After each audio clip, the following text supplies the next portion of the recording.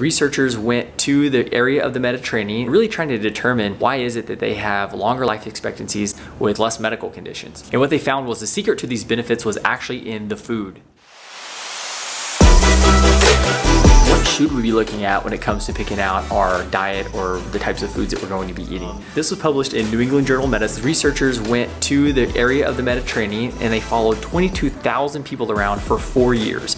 Okay, and they were really trying to determine, why is it that they have longer life expectancies with less medical conditions? And what they found was the secret to these benefits was actually in the food. And for the first time, they were able to categorize the types of food that these people were eating and break it down into a 9-point system that we can now use and bring into our daily lives. Essentially what they found is that people who are able to get 7 out of 9 of these points are able to decrease their risk of heart attacks, strokes, heart failure, cancers, and what's called all-cause mortalities by 25%.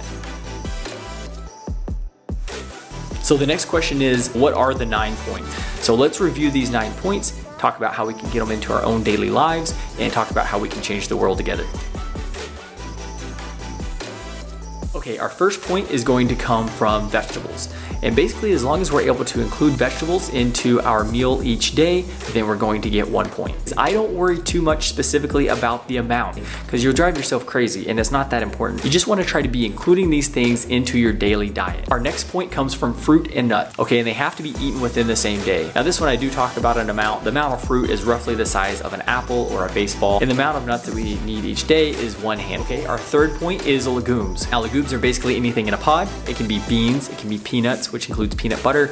It can be green beans, snap peas, edamame, or lentils, for example. Our next point is whole grain. So that includes obviously bread, but also includes pasta, brown rice, pita bread. And one thing that's also included in whole grains that people don't think about is corn. Okay, our next point comes from including healthy fats. Okay, when we think about healthy fats, we want to include mono and polyunsaturated fat. We're trying to avoid saturated fat. Typically, we're going to find healthy fats in anything that is oil at room temperature. So this includes your olive oils, your grapeseed oils, your canola oils, sesame seed oils, but you're also going to find healthy fats in many of our nuts. That includes walnut, cashews, almond, including peanuts, even though that's technically a legume. One other source of healthy fats is in fish and seafood. And then we're trying to minimize our intake of saturated fat. Oftentimes we're gonna find those in animal meats with fat.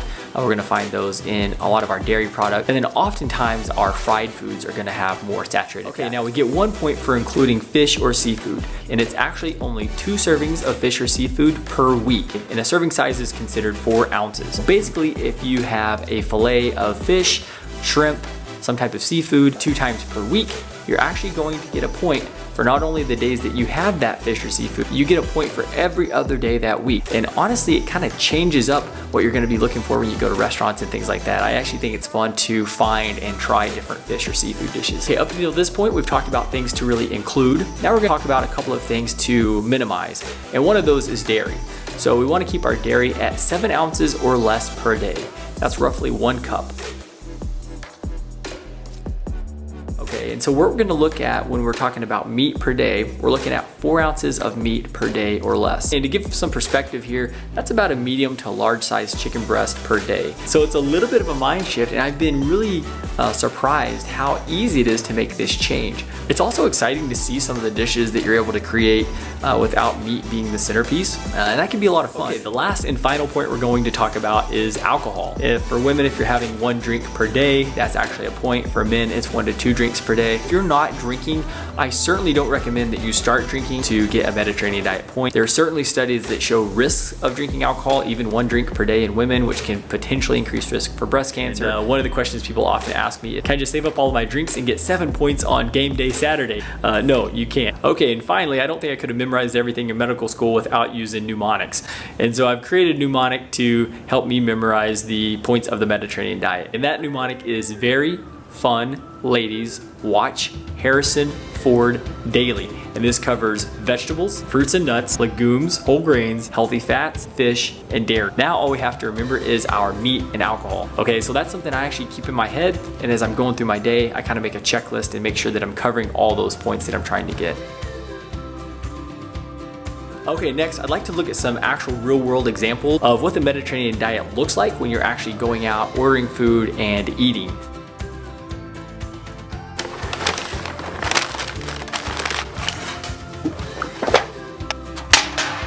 Okay, let's take a look at what we've actually got here in this burrito bowl. So if we go through our Mediterranean diet points, I'm gonna kind of start down here at the bottom. I went with the brown rice, which is 1 point for whole grains right there. Okay, if we work our way back up more over the top, you can see that I was able to include black beans.